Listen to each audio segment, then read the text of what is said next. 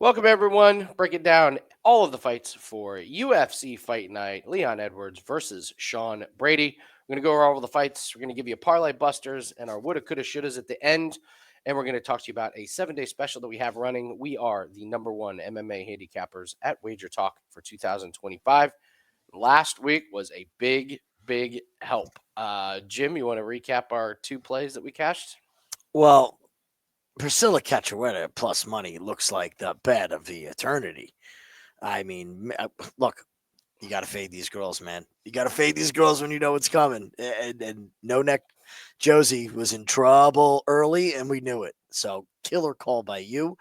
And then, as if, plus 130 on Roman Dolidze wasn't enough, we just had to throw Sam Hughes fight over 2.5 there to get a really nice number. So for clients, we walk away 2-0 with 2+ money plays, hit 2 or 3 great live bets on the live stream. Live betting continues to pad the bankroll in 2025 because I don't think the books or the judges know what they're doing.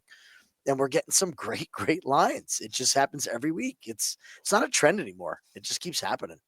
Yeah, the parlay buster of the week was Sasa. We predicted that. Even on the Method of Victory show, I picked Vera by sub at plus 1200. I just think we are learning time and time again. You have to be so careful with these Contender Series debutantes. Like they're not all going to lose, but at these prices, it is when you fight even a lower level UFC fighter, they're just way better than who you fought on Contender Series. Yeah. They just are. You cannot get away with the mistakes at the UFC level that you can get away with the regional scenes and Contender Series. And we talked about Masasa where he's raw. He's got a lot to learn. And I don't know, Jim. I think we're going to see some guys get their careers derailed because they get to the UFC too early. And then you got a situation with who's a guy that's on a tear right now. He was help me out. Who's the guy that got cut, came back? Yusuf Zalal. Zalal. It was too much for him. Too much too soon. What does he do? Gets his head on straight, comes back and is crushing. Because I think you're going to see this happen over and over and over again with some of these Contender Series guys. We're like, wow, the sky's the limit. Oh, I just lost my first 2 UFC fights. Back to the drawing board. Yeah. Apparently, having 5 or 6 professional fights and then make it to the UFC. Who would have thunk? It turns out not to be good. So there's a reason why they don't let freshmen come out for the NFL draft.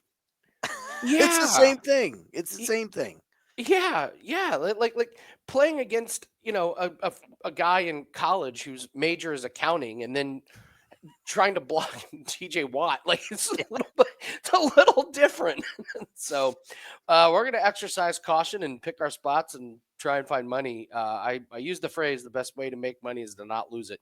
You can lose a lot of money betting on some of these Contender Series fighters. So we'll exercise caution. All right, let's get into it here, Jim. Before we get started, everyone, please take a second and hit the like button. Come on. Hit it. Takes a second. Hit the like button. Also, leave us a comment. Tell us who your best bets are. Love seeing what everyone's betting this week. Appreciate you all in the comment section. And if you have not subscribed to the channel, go ahead and do that now. You get notified when all of our videos get released. All right, Jim, let's start. And we're going with Guram Kutateladze. I always nice job. Not too bad. Against Kai Fernandes. Who are you liking this one? Guram's got everybody shaking in their boots because we've just seen him make fights way closer than they need to be, make them way harder than they need to be, piss away third rounds. It just goes on and on with this guy. Look, let's get right to the chase here. I don't think Kai Fernandes is that good. I really don't. I think that he's been the benefit of good matchmaking, which has made him look like his skills are better than what they are.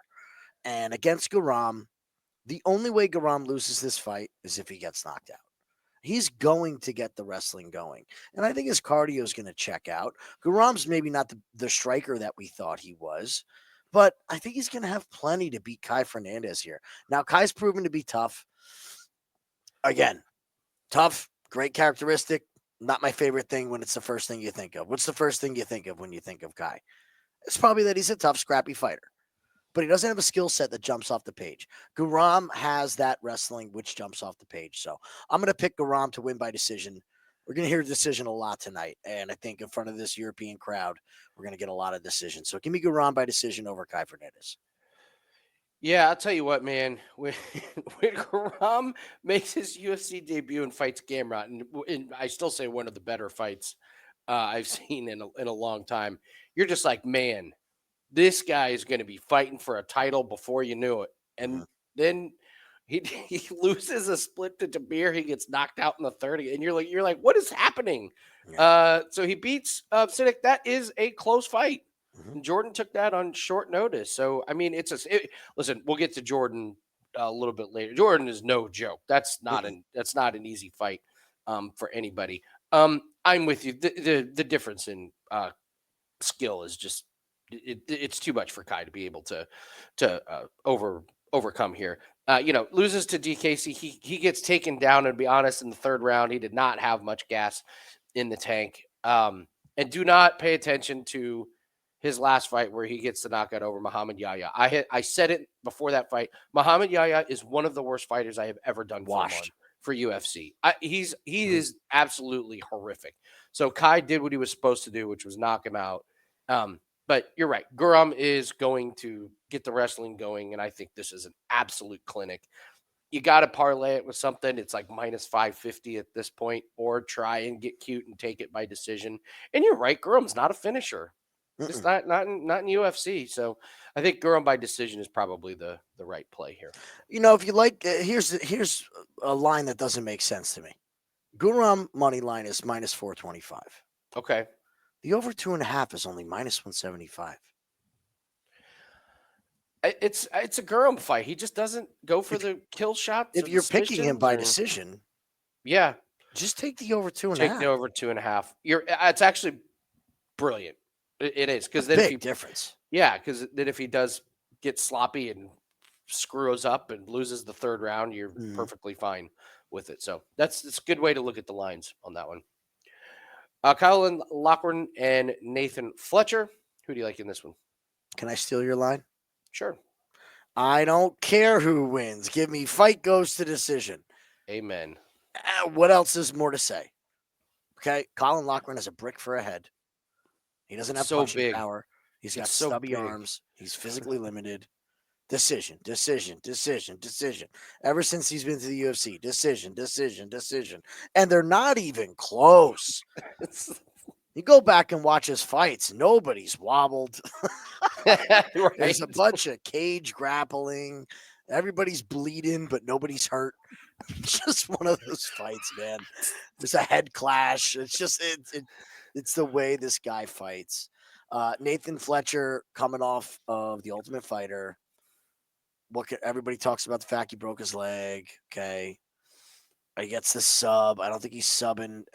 First of all, how do you get under Caolan Loughran's chin to sub him anyway? That's one of the unsung things about Loughran is it's so hard to get your arm underneath his chin. It really is. And he's got those stumpy arms. He's hard to armbar. Like it's like trying to grapple a bowling ball. I don't know how he's going to do it. I don't see the danger from either guy, man. I mean, obviously Fletcher, his finish condition is submission. These guys have fought once before, so this is a rematch that they were both. Now, keep in mind, it was 7 years ago. Yeah, as well. So I mean, let's pump our brakes a little bit on the. But they had fights under their belt. They did. They weren't like 0-0s. They were legit. And what was that? Was that Cage Warriors? Cage Warriors Academy, Ireland 1. Yeah, missed the 2. I heard 2 was great. Stealing all Andy's lines tonight. I didn't do my research. So give me the over, man. Give me Ficos. I'm not betting on either one of these guys. There's no way. I have nothing more to add. That is exact read that you have on this one. Just figure out how to make money on Loughran and the overs. Shauna, Bannon, and Puja, Tomar. All right, now it's my turn. Hit it. I don't care who wins. Fight goes the distance. Talk about two women that have no finishing abilities. Neither of them are knocking anybody out, and definitely neither one of them are submitting the other one. They're both fairly limited.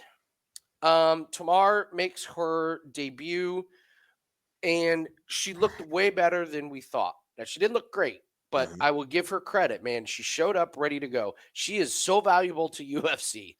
Um, Big social media following in India. That is a super valuable audience. And let's just say the Indian fighters have not fared well in the UFC.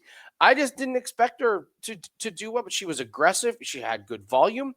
She got the win. I can't.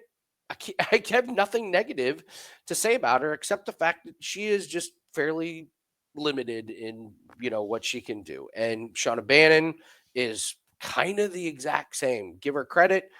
She gets the win against Alice Arlene in a split. You can see why we like this fight to go the distance. Her only loss was to Bruna Brazil, but yeah, Shauna Bannon's not. They're neither one of them are great, but they have decent cardio. I don't worry about Mhm. either of them getting tired. They're like I said, they're.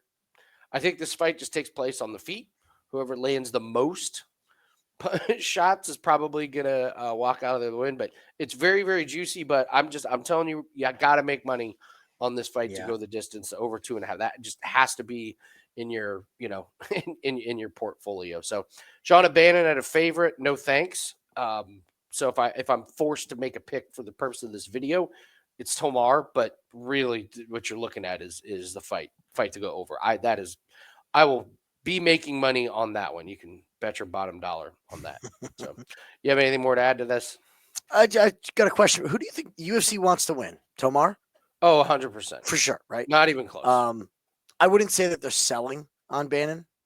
I don't think they ever signed Bannon thinking, oh, we got the next top 10 title challenger. They kind of said, we got an Irish girl that we can put on an Ireland card or a European card. Great smile, fun. Great. Uh, Perfect. yep. I have nothing against Shauna Bannon at all. She gets a lot of hate, man. A lot of hate. The Yeah. bottom line is I'm- this girl's got 7 fights. She's not getting cupcake fights. She might not have the best style, but she does go out there to fight. She fights a point fighting style. And against Alice Arlene, we saw that. And that's what won her the fight. Granted, a split. Now, that style we can talk about with MVP. We can talk about it with Stephen Wonderboy Thompson. Um, and just go down the list here. We know what we're going to get from her. She's going to be risk advert, and she's going to have to dodge the big swinging hooks from Tomar. And after Tomar swings and misses for a round, you nailed it, dude. I think they're both just going to end up accepting positions and killing time. So I'm yeah. with you. Take the over. All right, move on to Andre Pulyaev and Christian Leroy Duncan. So when we watch Contender Series, we did all these write ups. I haven't been pulling them up, but I wanted to pull up Pulyev's notes that we made. We said striking was on point, really beat up Liam Anderson on the feet. Great body kicks, great clinch work, physicality an issue in the clinch, got held up against fence. Overzealous with the grappling, but great cardio as he wasn't tired on the feet or in the clinch. And I believe we had warned everybody not to lay the money on Liam Anderson. Mm-hmm. These guys, the LFA fade in in Contender Series was in full effect this season. This to me seems like a kind of tough UFC debut. I kind of feel like they're throwing him to a pretty decent fighter here. What's your take? Where are we? We are over in London. Yeah, this is a setup fight for Christian Leroy Duncan. I think you're going there. You're okay. All right. This level of step up is insane. I heard the argument this week that uh, Andre trains with Alexander Shlemenko, the spinning back fist king of Bellator from back in the day. Okay. That's great. Yeah. But Wonderful. this is circa 2004 that he was a name. I'm not buying it. I think the physicality in the clinch is a big problem. You think of Christian Leroy Duncan as a flashy at distance striker, but if you go back and watch his tape, he is vicious inside the clinch. He's got absolutely fantastic elbows, great knees, does a great job of digging for underhooks and controlling. Good takedown defense. Look, he lost to Gregory Rodriguez. No big deal. Okay. Mhm. And went the distance. Usually when Gregory wins, he's taking your head off. Okay. Does what he's supposed to do against Claudio Ribeiro, does what he's supposed to do against Dennis Tululin. This is a get back on the right track moment for Duncan here. And I think this is going to be a knockout. I would say, however, it is in round 2. I think that Pulyaev at some point is going to tire himself going for these takedowns in this clinch work. And you're going to see Leroy Duncan beat him up in the clinch, beat him up against the cage, and that gas tank is going to start to wane. And when it does, you're going to see Duncan set up for his kill shot and get his glory moment in front of the hometown crowd. So give me Christian Leroy Duncan, like him by finish at some point. I'm not touching the under 1.5. Yeah, as decent as Pulyaev was on Contender Series, his opponent gassed. His opponent showed him nothing. This is just it's a huge step up. I'm with you that it's Leroy Duncan. Don't really have an opinion on how he does it, but I'm with you. Duncan should get the win here. Marcin Tybura and Mick Parkin. How do you see this one going down? We got to know. O's have not done good in Oh, they've been 2025. disastrous, huh? They've It's one been of the big disastrous. storylines. Is this the moment, though? Is this the moment for Mick Parkin? You tell me. I'll tell you what. Getting armbarred from guard is a bad look for Tybura. Bad look. Now, I've heard the argument that if Tybura gets him down, people believe that it's going to be a wash. What have we seen from Parkin to believe that it's going to get there? The fact that he's fought Bresky and Muhammad Usman. Okay. I'm talking this out. And Kyle Machado, which that fight, and Jamal Pogues. I keep forgetting him about this. I just got a feeling that we're talking about the training thing. Oh, he's a partner of Asimov. Stop listening to that. That means nothing. Okay, absolutely nothing. You know what he is for Aspinall? He's a punching bag. He's a body. I'm sure when you look at the training footage, yeah, he needs somebody to work with. Don't expect Parkin to come out and look like Aspinall. But the fact is, Tybura is getting up there. I know it's heavyweight. And he's just starting to look like a bit of an old man. He got the gift of Jonathan Denise, who is not a UFC fighter. He is a kickboxer with zero ground game. And Tybura looked great on top. I just have serious doubts that he is going to get Parkin there 3 times to win a decision. I wouldn't be shocked if it's in the first. I think Parkin pulls away and wins a decision against Tybura, wins rounds 2 and 3. So I'm on Parkin in this one. I'm on Tybura. We'll go head to head. This will be fun. Yep. I am of the belief that Tybura can get him down. And once Tybura gets on top, I think his top control is going to be way too much. I mean, look at his losses. Volkov, top notch. Aspinall, top notch. Spivak, it was such a random armbar. It was half a great move by Spivak and just really dumb by Tybura, because Tybura was on top and controlling. But Mick Parkin's not, with all due respect, he's not Tom Aspinall. He's not Volkov, and he's not Spivak. He wants this to be on the feet. If he keeps it on the feet, yeah, it's Parkin by decision. I just, if Tybura gets him down, it may only take once, because I just think his top control, his ground and pound his chokes are going to be too good. I'm going to be really interested to see how these guys look at face-offs, what the size is going to be like. But I'm on Tybura. I think he gets it done on top.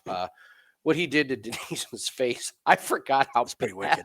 How bad that was. If you didn't see it or you forgot, go watch it again, because good Lord, did he. Oh, man, that was bad. I was very glad they stopped that fight in between rounds. Yeah, that would have gotten ugly. It was ugly, but all right. Moving on to your boy Linaire Kavanagh against Felipe dos Santos. Kavanagh was the darling out off of Contender Series, and he made it count in his UFC debut. Not fighting the best competition, were Jose Ochoa, but credit to him. He did what a lot of Contender Series debutants did with what they can't do, which is win. Nice little step up in competition for him. How do you see Kavanagh and dos Santos going? Who's ready for story time, boys and girls? I'll sit back and relax on this one. Okay. Once upon a time, there was a fighter that came through Contender Series named Carlos Pradas. And he just looked beautiful. It was our guy. BMF award winner for the season. Makes his UFC debut. Looks like crap. Little shaky of a fight. Gets the win. What has Carlos Pradas done since Never looked back. Never looked back. It was learning like experience, right? Yeah. People were scared off betting Carlos Pradas against the rest of his opponents. I'm not wavering. Our BMFs from Contender Series, and this is why we watch Contender Series. This is why we have the live shows. Loner Kavanagh was hands down our best fighter off the season. And I don't think it was close. And don't forget, I'm high on Kevin Vallejos. All right. I was high on Cody Steele. That didn't work out real good. He used some polishing, but Kavanagh was no doubt our best. I am not getting off the Kavanagh train. I'm treating this the same as Carlos Prates. We have made a ton of money betting Carlos Prates. I am sticking to the Kavanagh train. The other big reason why is this is 2 shoot-a-box fighters in a row. I think Kavanagh is going to really know what style is going to be coming at him now with Dos Santos. He's seen it for 15 minutes. On top of it, there is no ground threat from Dos Santos. If anything, Kavanagh has a huge advantage because Dos Santos has a 14% takedown defense. And I'm sorry, look who he's fighting. How do we have a 14% takedown defense against Andre Lima, Manel Kopp, and Victor Morano? Altamirano, I get. But I just Yeah. can't buy it, man. I'm sticking with Kavanagh. I know Dos Santos is tough. It goes the distance. I'm going to plant my flag on this. Kavanagh by sub is a sneaky look in this fight because if he decides to wrestle with that takedown defense, the speed of Kavanagh, I think is going to really shine against Dos Santos. And I really hope they give Dos Santos a step down in competition in his next fight and don't cut the kick because I do think he's got skills. But I am not in a million years fading my number one with Felipe Dos Santos. Loner all the way.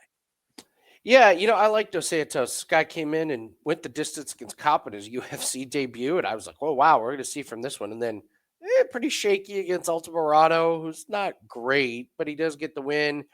And then he just gets dominated on the ground by Lima. I mean, Lima really, really put it on him. I was really disappointed in that performance. I think you just have to keep riding Kavanagh. I'm with you. I think your reads have been spot on with him. I also throwing Kyle Barallo, who we've ridden from Contender Another great Series. one. These guys that we've had great reads on Contender Series. We'll go ahead and tell you when we think he looks like the real deal and when they don't. We've been pretty good at who's the real deal and who isn't. So How many do we have? Right, we have those 3. When we saw Kaue, we were on him instantly. When we saw yeah, Prates, we said this guy they're going to throw right into it. yeah, Right? and Gene Kavanaugh. Silva was a surprise. Yeah, I mean Kavanaugh. We were on It's Kavanaugh. Kavanaugh, right? Yeah, So yeah, those absolutely. 3, I mean, Yeah. take the number 1, man. Loner Kavanaugh, Felipe Dos Santos. I think we're both right in Kavanaugh. All right, Jai Herbert and Chris Padilla. Who do you like in this one? I smell another head-to-head coming here. Just smell it. I am on Chris Padilla. Jai Herbert's getting up there in age. Chris Padilla is just one of these gritty Chris Curtis regional scene type guys, isn't he? He's got it's like Chris Curtis light. Okay, all Right? right. Good everywhere. Rong Zhu impressed in his last fight. He still showed that damage on that eye, and we'll talk about that eye the next time Rong Zhu gets a fight. I can tell you that much because that eye, it ain't looking good. And Chris Padilla is the one that caused that damage with that elbow. So that's a good win, man. That's a good win to get a stoppage against a tough guy. I just think this fight is going to end up dirty, and I don't know if Jai Herbert can win a dirty fight. He was looking great against the champion. I don't know why I'm Topuria. Topuria. And the second that Topuria started making it an in close range dirty fight, it got funky. It got ended bad. I just haven't seen things from Jai Herbert to tell me that he is going to start taking steps forward. If Padilla can't chase him down, Jai could outpoint him and win a decision in this spot. But I have a feeling we're going to side with Padilla by decision. I do like it to go the distance. So give me Padilla by decision. And I got a feeling you're going to tell me I'm dead wrong. I don't understand the Jai Herbert disrespect. Like I was on him against Bedoya, and everyone told me that was stupid, and it wasn't. And he looked fine. He was fast. He had great cardio for all 3 rounds. He pieced him up on the feet. Loses to Ziam, who Ziam, the improvement from Ziam, I did not see coming. Draw against Klein, wins Mhm. against Nelson. So, who'd he lose to? Taporia and an improved Ziam. Another that he's going to distance against Klein, who we like. I think the speed's going to be there. I think Padilla is going to have a hard time keeping up with him. I really think that Jai Herbert's going to be the quicker one. Um, I don't think he looks like a 36, 37-year-old fighter. I think he's going to be just fine in this one. I kind of like it to go the distance too, and that's kind of interesting because you look at Padilla, and it's just finish, finish, finish. Wrong Zoo, I thought he was losing. I Mhm. thought Wrong Zoo was doing good until he get Lon Top just fought like an idiot, did the same move like 2 or 3 times in a row, and Padilla eventually figured it out. Nah, this is a veteran performance incoming from Jai Herbert. I think he's gonna win by decision. I do love the overs in this one. I think you're getting a discount because of Padilla Mhm. and all of the stoppages. But that was this fight was well on its way to going the distance Yeah, if it against. wasn't for the eye blowing up 100%. Yeah. Yeah, he hits one Mhm. elbow, and it was a perfect elbow, and it was just kind of one of those one in a thousand, type of shot. He's knocking out Justin James, and I like Herbert. I like Herbert in this one. Think he takes down Padilla. Nathaniel Wood and Morgan Charrier. Who do you like in this fight? I like fight this. Fight goes the distance. Me Again, too. it's Me like I too. know we sound like broken records, but I got to tell you, some of the weeks that we sound like broken records are our most successful weeks because we're not reaching for money lines here. How can you pick a side in this fight? Nathaniel Wood gets blasted in round one every fight, and you think he's going to get knocked out. And if you have a bet on him, you're shaking in your boots. And then next thing you know, it's the third with a minute left, and you're wondering who won the fight. These unanimous Yeah, look decisions, at these. Look at all these decisions. I'll tell you right now, a lot of these unanimous decisions, I do not believe deserve to be unanimous by any means. Okay? It's like not only that, how has this guy not gone to multiple draws, getting 10-8'd in the first because he just gets blasted. Um Charrier does have the striking power to hurt Wood, but we've just seen him be able to calm the storm, get the takedown, recover. Then next thing you know, it's round two. And the fight starts all over again. And he's like, all right, now I got to win two. And what does he do? He goes to the wrestling. He goes to the grappling. Volume is not increasing usually. He's more managing it. And I'm not going to buy into this knockout of Gabe Miranda. All right. We know Gabe Miranda really well from PFL, and that is not some astonishing feat. So I think it's going the distance. I think this is one of my favorite overs on the card. And I don't care who wins. I am not picking a side in this fight. Yeah, this could look a lot like the Chepe fight. Hmm? Action up against the fence, guys landing shots, but really not able to, completely, KO or wobble the other guy because they're both tough. I've been a Cherry fan for a bit. I was worried. You just saw like he has he had some finishes here at Cage Warriors, but before that you didn't have to worry about the volume wasn't there, the aggression wasn't there, but Mhm. he gets the it's not a great opponent in his UFC debut, but I thought he won the Chepe fight, and then he gets the win against Miranda. I think the guy's excuse me, I think he's really good. I think he's really improved from his days on the regional scenes. I think he gets the win here. You're right. I think it's close. Nathaniel Wood, is going to be coming with leg kicks, and so Charrier's got to avoid those. But yeah, I'm with you, man. I'm with you that I'm probably not. I'm not probably. I'm not betting on who wins this. I just Yeah. over 2.5. I'm going to make money on this card going forever. this card may last forever. So yeah, I think we're riding the riding the train of the overs in this one. Here's a fight I will not be taking an over on. Chris Duncan and Jordan Senek. Who do you like in this one? Love Jordan in this spot. Don't love Jordan for the reasons that everybody else loves Jordan. Okay. It is extremely lazy to say, well, look what he did against Guram. He should beat Duncan. That is extremely lazy. It is a short notice fight, first of all. Neither guy had a time to prepare, right? So from the Guram perspective, he's fighting a guy who's legitimate Okay. Jordan is a legitimate prospect. Who's he There's a supposed reason why these guys make it to the UFC without going on Contender and without going on Ultimate Fighter. Yeah, he was You don't, supposed to fight Abdul Karim Al Sawadi. yes. I'm sorry, he got to step up, I think. Oh, well, let me ask you, who do they want to win, Jordan or Al Sawadi? George, I yeah, think yeah. they wanted Jordan to win on that one, that debut. So let's just say that was a little bit different. I like Jordan because of Chris Duncan. So I'll tell you, Jordan's got a great ground game. I think he's got fantastic boxing. He has excellent cardio. Watched a lot of his fights. He fought Paul Hughes twice. And if you're not watching Bellator and PFL, you are missing out on information from these guys cross-fighting each other in each organization. Paul Hughes could be the world champion right now and is not, in a very close fight. So very impressive for Jordan to be looking good against Paul Hughes. Hughes impressed me a ton against Nurmagomedov a couple months back. Chris Duncan is the luckiest guy I have seen in a long, long time. Okay?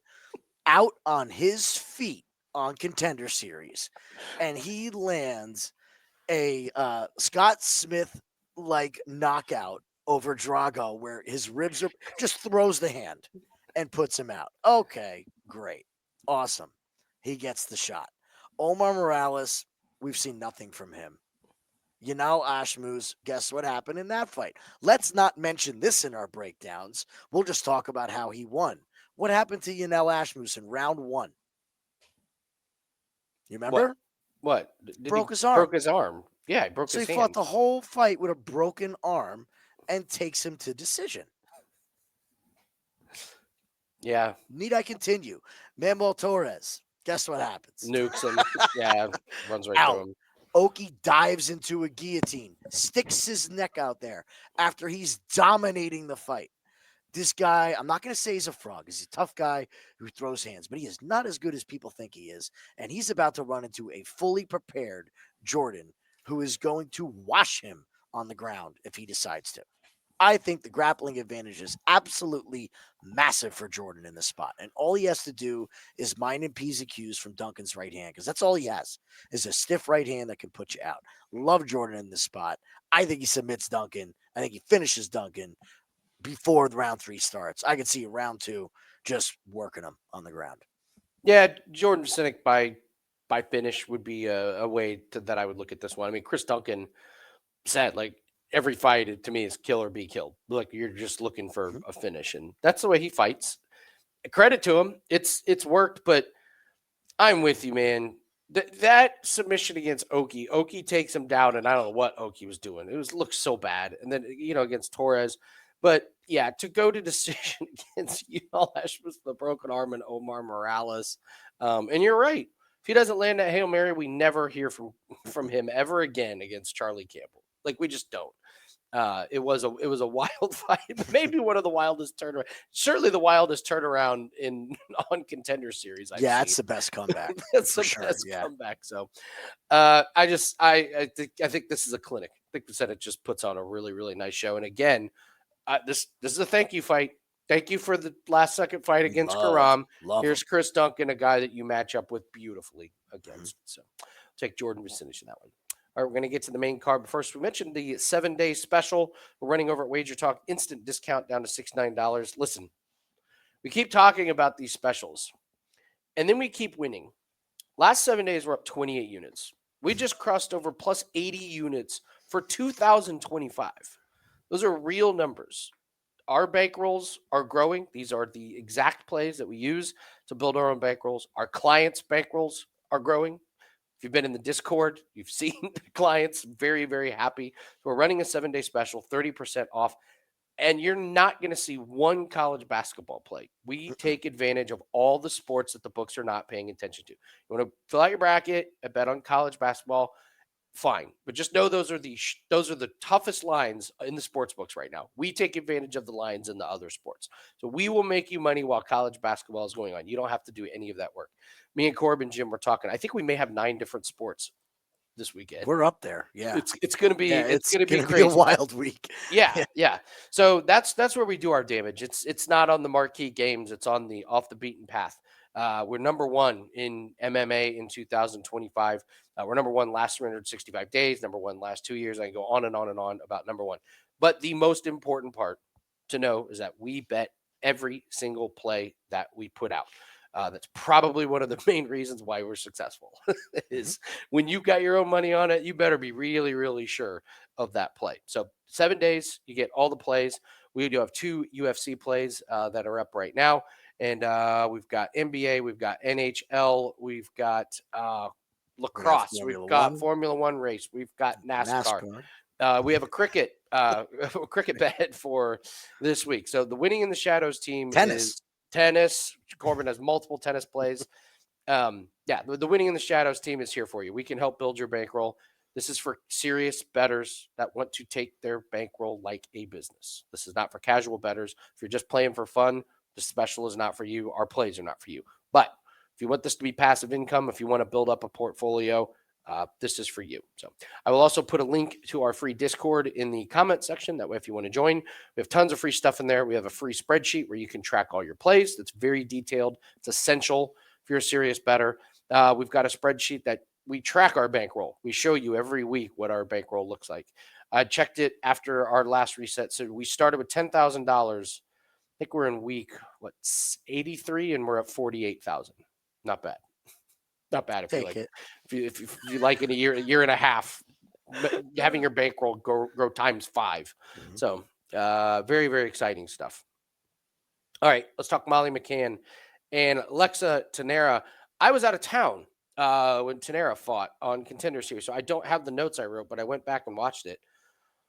Wow, man, she's a firecracker.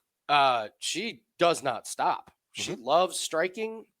Showed some takedowns, but really didn't seem that interested in being on the ground. A lot of it was, kind of letting her up. I loved that hammer fist that she would let she would like let the girl up, but as the girl was getting up, she'd smash her with a hammer fist. It was really good. She marches forward. She has really, really good pressure. My God, Jim, can she get hit? Holy mackerel. I didn't see hardly any punches being blocked in that fight. But to me, what in the world are we going to get from Molly McCann? That's, to me, what this fight comes down to. So I'm really curious. What do you think we're going to get from Molly McCann and from Alexa Tanera in this one? I don't know yet on the Molly side. I've done really good at knowing the second that we see her in the presser. Molly? Yeah. This is great. I love this. She's one that I feel like I have a great read on what mental state she is coming in, where she's at in her life. Molly has made no bones about it, and she has said that her personal life greatly affects how she performs. And I don't wish anything bad on Molly. I wish nothing but good stuff for Molly McCann. I love Molly McCann. Love her attitude. Love how they speak out about depression and really how to be good people. I don't know. Do you know anybody who's got a bad thing to say about Molly McCann? No, of course not. No, she's great. Okay. Well, people that bet on her in some of her fights. That's their fault. Look what we've had going on with Molly here. No distance in grappling, no distance against Belbia. This Bruna Brazil fight, didn't we get a stoppage? Not a finish, but we had a stoppage of time because it was a low blow. Right? What do we always say about totals? You give me a low blow and an eye poke, that thing's going the distance. Doesn't matter, boys or girls, okay? So I think that's what led us to the decision there. Also, Bruna Brazil, not exactly a blazing finisher by any means. No, you're right. Yeah. These two girls decision.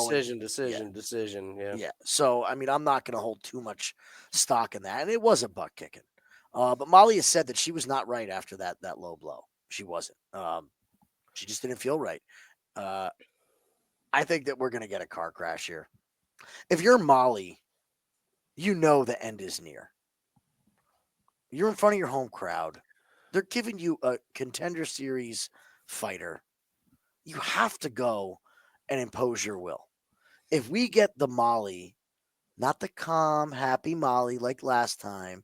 We get any kind of inkling of Molly being Molly, Yeah. then this is a under 2.5 because both of these women are going to get hit a lot. Both of these women have holes in their game. Thainara's got great submissions and Molly can't grapple. Okay. Molly hits hard and Alexa gets hit. So I think you're getting finishing upside like crazy. And we're going to go back to the Molly McCann fight doesn't go the distance at plus money at plus 165. So that's where I'll be looking here is this fight doesn't go the distance. There's a lot of unknowns with this one. I will not be betting it but you're right. The unders is probably the way to go. And yeah, to me, this comes down to Molly McCann's mindset. If she's locked in, she is going to have success on the feet against Tainara, and a lot of success. Now, if Tainara can take her down, but it's just interesting. Like I said on Contender Series, Tainara didn't seem like she was that interested in staying there, but she does have submission finishes. A couple of arm bars, rear naked chokes. So we know she can do it. But you're probably right. The under is the way to go in a Molly McCann fight. There's multiple paths. There's knockouts. There's submissions. Like you can see multiple things happening here. So. Real quick, I got to give my funny stat about Thainara. I forgot to say it. Her combined opponents wins after she fought them. You take Bruna Brazil out. Or was it Bruna Brazil or? Bruna lost to Kong Wang. No, go to Alexa real quick here. Oh, Alexa? Yeah, Alexa. Who was it? Was it Brazil? Oh, when she lost to Bruna Brazil? Yeah, Bruna Brazil. So if you take Brazil out, the combined win of all of her opponents after she fought them is 5. Oh, wow. And it's by 2 fighters. Really? So half of these girls that she has fought haven't won an MMA fight. Wow. That's really interesting. Since they faced each other. They didn't climb the ranks. They weren't prospects. So just quell your expectations with Thainara here. A guy that you have been fantastic on predicting, Kevin Holland faces Gunnar Nelson. You're the resident Kevin Holland expert. What are you doing in this fight? Because you've been right every single time. Let's go down our checklist. We have a Kevin. If you're in our Discord, you would see that I posted the Kevin Holland checklist today. So, question 1: is Kevin motivated? It's at 170. Maybe a little bit of motivation. Number 2: does Kevin need money? Kevin always wants money. So yeah, Kevin needs money. Question 3: can Kevin's opponent grapple a lick? The answer is yes. This all equals fight doesn't go the distance. Okay. It all equals fight doesn't go the distance. If that third question of can his opponent grapple is a yes, you are not betting on Kevin Holland. Okay. He could knock out Nelson, who barely fights here and there. Some say it's a good thing. I don't think it's horrible. Maybe he's just content not to be a title challenger, and he wants to fight once in a while and doesn't want to take the damage of having 4 fights a year. But the bottom line is if he takes Kevin down here, he's going to choke him unconscious, and he's going to do it quick. If he can't, Kevin's probably going to knock him out. So I think this is a pretty clear-cut fight doesn't go the distance. And I hope Kevin gets the win. Because if he doesn't, we might not see Kevin again. And man, do we love making money on Kevin Holland.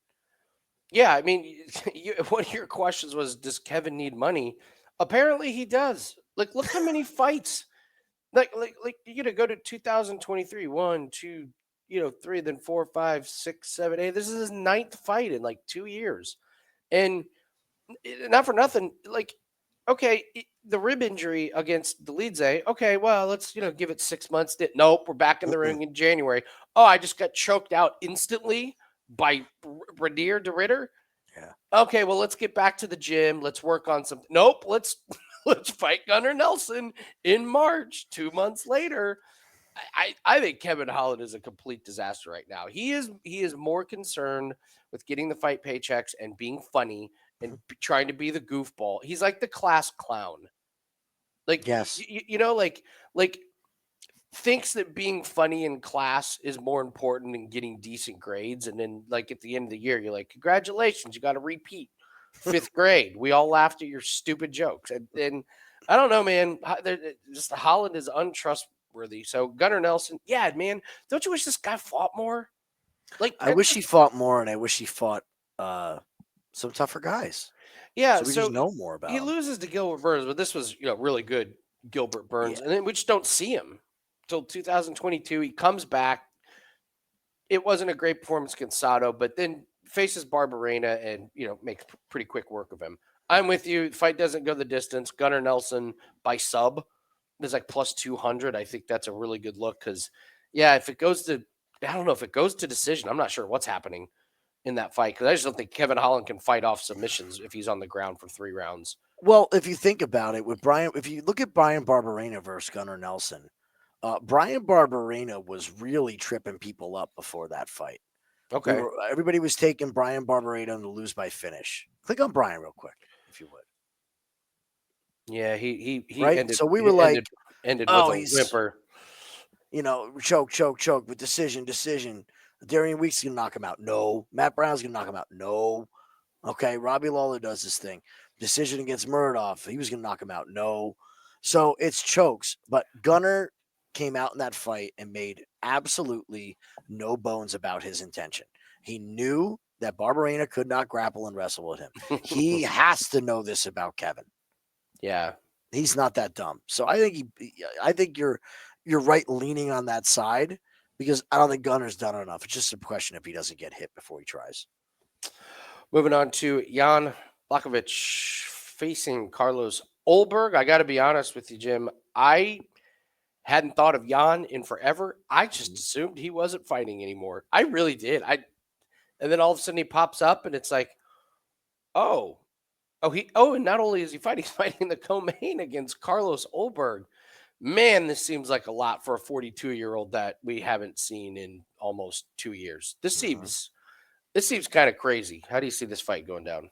I have a retirement theory on this. I Yeah. think this is Jan's last fight. It all makes sense. All right, he's Polish. He's fighting in Europe. Mm-hmm. Like, okay, he can bring, like, people are gonna be there that he wants there. He doesn't have to fly them to the U.S. He's fighting a top contender. Who was Ulberg booked against before Jan? So nobody. This wasn't a canceled fight. I thought he just had a beat booking Ozdemir. before this. If it does, it's not showing up on Tapology. Okay. But we pretty much pegged Ulberg as a challenger here. He's got some momentum. I think Jan is done. I listened to an interview with Jan, and he didn't come out and say it, but he said how time away, he missed it. I'm really excited to get back in there, and he said the words one more time. And I don't think he said it like, I'm going to do this again and one more time. And we're going to, it's one more time. Think about how that's said. I think Ulberg is going to smoke Jan. He has had multiple shoulder surgeries, which is what he's coming off of, neck injuries, knee injuries, ankle injuries, torn muscles, not to mention the damage that he takes in his fights. He looks stiff. He looks old. The speed is not going to be there. Unless he has a really good doctor, this is going to look like a very old fighter fighting a very young, dangerous fighter. I think Ulberg can land on him all day. And I'm not buying into the takedowns. Like, yeah, he took down Pereira in his debut at that division. Of course he took him down. And what did he do with it? Yeah, he had moments in the first round. I had forgotten actually how bad that fight really was. It was terrible. Jan was dying at the end. Like, he had a good first round, but it took him down. Almost had I don't know, he had a submission attempt, but it was never really in there. And then after that, it just looked like two tired guys. Like, it's really strange, man. That the Alex Pereira in that fight, that's what looked like Alex Pereira in the last fight. And then in between was all the big knockouts. I thought Jan looked old in that fight. And Ulberg, listen, he trains with some of the best fighters on the planet. He trains with Izzy. Like, when he fights, like I've said this, like when he fights, they cut over and there's like a who's who of Hall of Famers that he trains with. I really enjoyed watching his progression in UFC. He starts off. I'll never forget that him losing to Kennedy Nzechukwu when he just talk about going too hard too early and he gassed himself. But the funniest was the next fight against Fabio Chirat, where you can just see him being like, "You're going 3 rounds. You're going 3 rounds. Do not knock this guy out. We know you can knock this guy out." But no, he goes and then from then on, it's just been a striking fest. This submission against Dao Jung was hilarious because he knocked him down and then submitted him on the ground. Metafield tries to catch him off guard, and what a great counter strike. And then Ozdemir, I was really impressed that you won a decision against Ozdemir. That's a real veteran fighter, and he didn't need the knockout, to get it. He's showing that there's levels. To me, just be super strong and fast, and you don't have to completely stuff the Jan takedown. Just make it difficult for him. Just move. I will guarantee if he takes him down and Ulberg gets up, Jan, you will already see Jan get tired. I think it'll take 1 or 2 stand-ups from Ulberg, and you will see Jan gassed. I already know Jan's going to be tired in the second round. So my opinion is Ulberg just needs to survive the first, and he gets there. Now, knocking out Jan is pretty tough. That's a really tough guy. Can Ulberg do it? Yeah, absolutely. But I think you're right that the injuries have built up. I listened to another interview with Jan, and he said something about like, well, if I win, we've got unfinished business with Ankalaev. But if not, we'll see. And I was like, oh, Jim may be onto something with the Jan. It's like, okay, wait a minute. If you win, you want a title shot. But if title shot of retirement, which is, listen, I get it, because like, what else are you gonna say? But and yeah, at 42, if you do lose this one, what are you gonna do? Fight 4 more times to get a title shot? No way. So I think you might be onto something with that one. All right, move to the main event: Leon Edwards and Sean Brady. How do you see the main event happening? I'm not quite ready to buy into Sean Brady. I'm just not. I bought into Sean Brady, and I'm glad I got off the train because I don't need that kind of stress in my life. Okay. There's enough fighters to stress about. I'm not a fan of the camp that Brady comes out of to start with. So there will be a little bit of bias here. So take that into account as I give you my predictions on this one. But I just don't like the improvements that you see from that camp. Now, Brady looked great with his hands in his last fight. Okay. Looked great. But, I'm sorry, the Gastelum fight. Looked great with his hands, got the grappling going, got the submission. I don't know, man. Going to the decision with Gilbert Burns in 2024, are we supposed to is that where we're going to hang our hat? The Gilbert that has a round and a half of cardio and an overhand right, and that's about it? Yeah. And can't grapple anymore? Yeah. Which is wild to think about. So I think we're anointing Sean Brady a little bit too soon here. To me, he hasn't had. Would you say the Gastelum win is probably his best win?